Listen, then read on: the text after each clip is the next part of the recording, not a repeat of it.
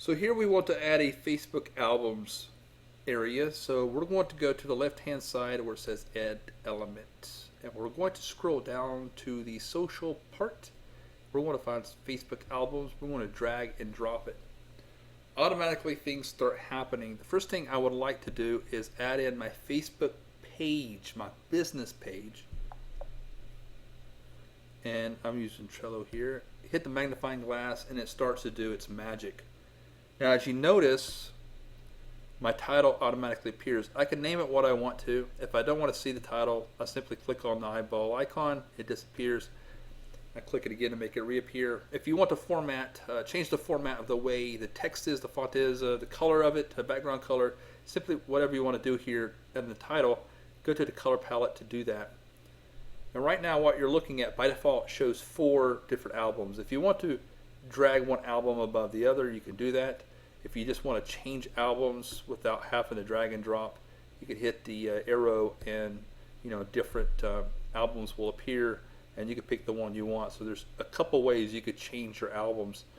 So something that's really cool here, if you don't want it, of course hit the trash can, but if you want to show all of your albums, click where it says show all albums, and now all of your albums from your Facebook albums will appear. So what I'm going to do now is, you see by default these thumbnails, they're touching, there's no padding. So I'm going to go in design, and I personally like to have padding. So as we see by default it is removed, but in your effects in your design area it says remove padding between thumbnails. I'm just going to go ahead and click that, and as you see now I have a little bit of padding in between my thumbnails. How many rows I have? I have 2 visible rows right now, row 1, row 2.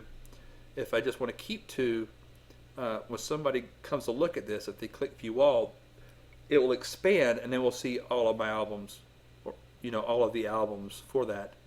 But let's just say I want all of the albums. So now we're looking at all the albums and all the rows are visible.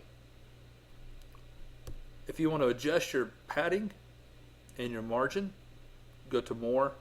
Here's your spacing, and you can also modify your CSS. This is how you add your Facebook albums. Good luck.